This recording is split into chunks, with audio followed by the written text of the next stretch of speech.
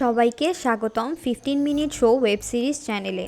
এখানে আমরা জনপ্রিয় ওয়েব সিরিজের গল্প, চরিত্র এবং প্রতিটি দৃশ্যের গভীরতা বিশ্লেষণ করি।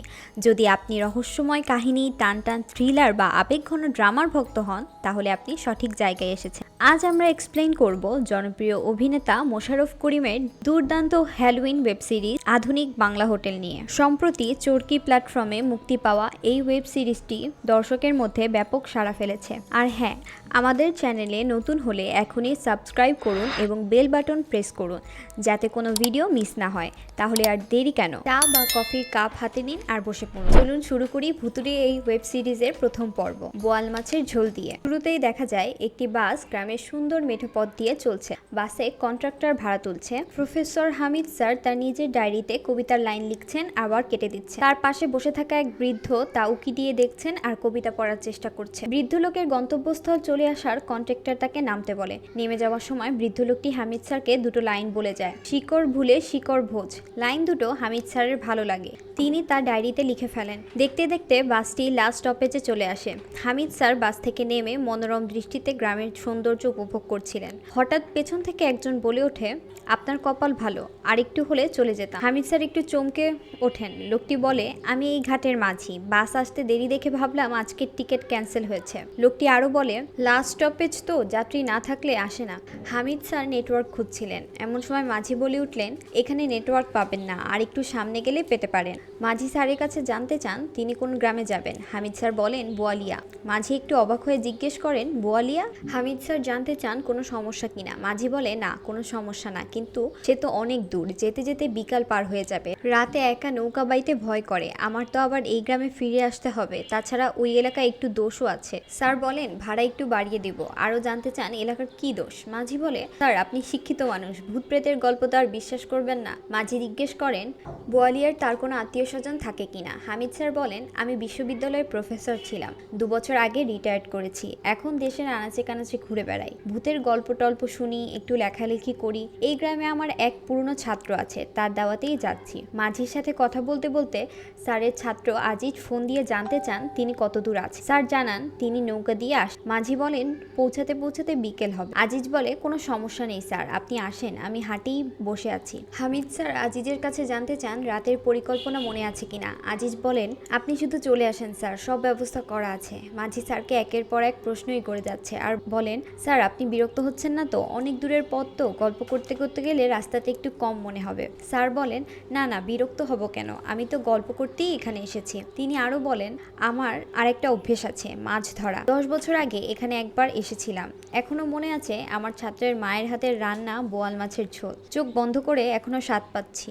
মাঝি বলে, জি স্যার, বোয়ালিয়ার বোয়াল মাছের ঝোলের তুলনাই হয় না। হামিদ স্যার বলেন, আমার ইচ্ছে থাকলেও আসা সম্ভব হয়নি। হঠাৎ আমার ছাত্র ফোন করে দাওয়াত দিল, জ্যোৎস্না রাতে মাছ ধরতে ধরতে ভূত প্রেতের গল্প শুনবো, আর আমার ছাত্রের মায়ের হাতের বোয়াল মাছের ঝোল রান্না তো আছেই। কথা বলতে বলতে নৌকা বোয়ালিয়া ঘাটে চলে আসে। আজিজ দৌড়ে এসে স্যারকে জড়িয়ে ধরে এবং জানতে চায় পথে কোনো সমস্যা হয়েছে কিনা। হামিদ স্যার বলেন, মজুমিয়া মাঝি না থাকলে হয়তো হতো। আজিজ জানতে চান নৌকাটি কোন গায়ের। মাঝি বলে, আলিপুর। আপনি বললে যাওয়ার দিন এসে আবার হাজির হব। আজিজ বলে, তার আর দরকার হবে না। হামিদ স্যার একটু অবাক হন। আজিজ স্যারকে বলেন, আমাদের গ্রামে নৌকার অভাব নেই, খালি খালি সে এত দূর থেকে আসার কি দরকার। চারিদিকে সন্ধ্যা হয়ে গেছে। আজিজ আর হামিদ স্যার ঘোড়ার গাড়ি করে বাড়ির দিকে যাচ্ছিল। আজিজ বলে, স্যার আপনি আসাতে কি যে খুশি হয়েছি। হামিদ স্যার বলেন, তোমার মায়ের হাতের বোয়াল মাছের ঝোল খাওয়ার লোভ সামলাতে পারিনি। আজিজ জিহ্বায় কামড় দিয়ে ঘোড়ার চালককে বলেন, এই রসু, গাড়ি ঘোড়া, স্যার আপনি আসছেন, এই খুশিতে মাছের কথাই ভুলে গেছি। হামিদ স্যার আজিজকে থামিয়ে বলেন, তুমি কি আমাকে একদিনেই বিদায় করবে নাকি? কাল মাছ কিনে ফেলো, সমস্যা নেই। আজিজ বলে, স্যার এবার কিন্তু আপনাকে যেতে দিব না। এভাবে গল্প করতে করতে একসময় তারা বাড়িতে পৌঁছে যায়। এরপর রাতের বেলা আজিজ হামিদ স্যারকে বোয়াল মাছ দিয়ে ভাত খেতে দেয়। স্যার খুব তৃপ্তি করে খাচ্ছিলেন আর বলছিলেন, তোমার মায়ের হাতে জাদু আছে, জাদু। স্যার আবারও জিজ্ঞেস করেন, রাতের প্ল্যান সব ঠিক আছে তো? আজিজ বলে, সব রেডি আছে, শুধু টপ বানানো বাকি। স্যার আপনি ঘন্টাখানেক রেস্ট নেন, আমি রেডি করছি। স্যার বলেন, আমি কিন্তু ছিপ বড়শি সব নিয়ে এসেছি, আজ ফুল মন তোমার গল্প শুনবো আর মাছ ধরবো। আজিজ বলে, আপনার ওই ছোট ছিপ বড়শিতে কাজ হবে না, আরো বড় ছিপ বড়শি লাগবে। কুপপাড়ার দিঘিতে মানুষের সমান মাছ আছে। এর মধ্যে আজিজের মা হামিদ স্যারকে চা খেতে দেন। স্যার বলেন, আপনার সাথে তো কথাই বলা হচ্ছে না, এবার কিন্তু আপনার কাছ থেকে বোয়াল মাছ রান্না না শিখে যাচ্ছি না। আজিজের মা কিছু না বলে ভিতরে চলে যান। এরপর আজিজ ও হামিদ স্যার দিঘিতে যান মাছ ধরতে। স্যার বড়শির আকার দেখে অবাক হয়ে বলেন, ওরে বাবা, এত বড় বড়শি। আজিজ বলে, স্যার আপনাকে বলেছিলাম না এই দিঘিতে মানুষের সমান মাছ আছে। আজিজ টপ গেঁথে দেন। স্যার দিঘিতে বড়শি ফেলেন। এরপর চা খেতে খেতে স্যার বলেন, তোমার মা বোধহয় আমাকে চিনতে পারেননি, আমার সাথে কথা বলল না। আপনাকে স্যার বলা হয়নি, মাস 3 আগে মা ব্রেন স্ট্রোক করেছে, তারপর থেকেই এমন। আজিজ আরো বলে, এবার তাহলে স্যার গল্পটা শুরু করি। স্যার, আপনি আমার বাড়ির পাশে তো একটা টিনের বাড়ি দেখেছেন। ওই বাড়িতে আকলিমা নামের একটা মেয়ে ছিল। মেয়েটা দেখতে শুনতে অনেক সুন্দর, পড়াশোনায় অনেক ভালো ছিল। আমি তাকে পড়াতাম। হঠাৎ ওর বাবা মা ওকে জোর করে বিয়ে দিয়ে দিচ্ছিল। ওর আবার একটা ছেলের সাথে সম্পর্ক ছিল। কথা নাই বার্তা নাই, হঠাৎ একদিন মেয়েটি গলায় দড়ি দিয়ে মরে গেল। মেয়েটা খুব ভালো ছিল স্যার, জানেন। স্যার, সবাই ওর জন্য খুব শোক করেছিল, কষ্ট পেয়েছিল। ওর জানাজা হবে কি হবে না সেটা নিয়ে আলোচনা হচ্ছিল। শেষে ইমাম সাহেব তার জানাজা পড়ান। আমরা সবাই তাকে মাটি দিয়ে আসি। হামিদ স্যার আজিজকে থামিয়ে দিয়ে বলেন, এর 2 দিন পর সে কবর থেকে উঠে আসলো, তাই তো? একদিন তোমাদের গ্রামের বট গাছের নিচে সে দেখা দিল। এরপর থেকে ওই রাস্তা দিয়ে কেউ যায় না। ব্লা শোনো আজিজ, এসব গল্প শুনতে শুনতে আমার কান পচে গেছে, ভালো কিছু থাকলে বলো। আজিজ হেসে বলে, স্যার আপনি যেমন ভাবছেন তেমন কিছু না। স্যার আর একটু শুনাই, যদি ভালো না লাগে বাদ দিয়ে দিব। আজিজ বলে, অনেকদিন পর ভোরবেলায় আকলিমা ওই বটগাছের ডালে দেখা গেল।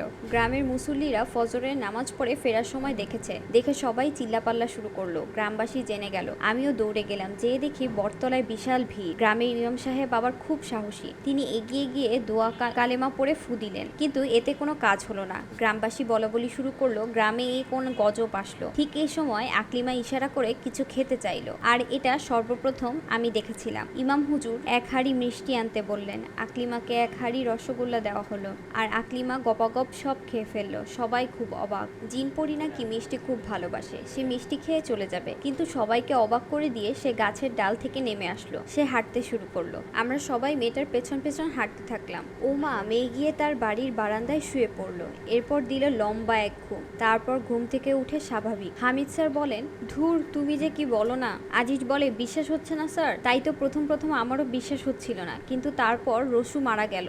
হামিদ স্যার বলেন, কোন রসু? যে আমাদের ঘোড়ার গাড়িতে করে নিয়ে আসলো? আজিজ বলে, আপনি ঠিকই বলেছেন স্যার। হামিদ স্যার হেসে বলেন, আচ্ছা তুমি কিছু খেয়ে এসেছো নাকি? আমাকে দাও, আমিও খাই। আজিজ বলে, স্যার ওই পুরোটা সময় আপনি রসুকে কোনো কথা বলতে দেখেছেন? স্যারের একটু খটকা লাগে। এবার আজিজ বলে, রসু মারা যাওয়ার পর আমরা তাকে মাটি দিয়ে আসি, আর 3 দিন পর ওই বটগাছে রসু এসে হাজির। ইমাম সাহেবের ফুতে কাজ হয়নি। রসু মিষ্টি খেতে চাইলো, মিষ্টি দিলাম, আর সেই একই কাণ্ড। হামিদ স্যার বলেন, তো এই রকম ঘটনা আর কয়টা ঘটেছে?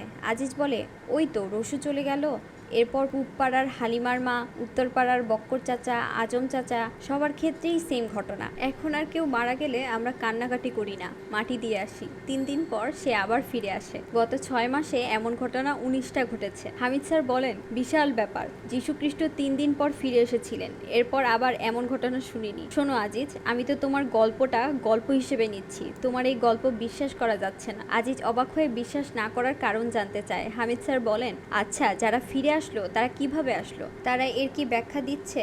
এত বড় একটা ঘটনা ঘটে গেল, সেটাও কেউ জানলো না। এর জন্য তো নিউজ হওয়া দরকার, রিসার্চ হওয়া দরকার। আজিজ হেসে বলে, এটা তো আমরা কোনোভাবেই হতে দিব না। বাইরে জানাজানি হলে এমন ঘটনা যদি আর না ঘটে, গ্রামের সন্তান হিসেবে আমার একটা দায়িত্ব আছে না স্যার? হামিদ স্যার বলেন, আমি তোমাদের গ্রামের কেউ না, আমি এটা নিয়ে লেখালেখি করব। ঘটনা যদি সত্যি হয় আমি একটা স্পেশাল টিম আনবো, আর এটা নিয়ে গবেষণা করবে, না হয় তোমার মাথায় ট্রিটমেন্ট করবে।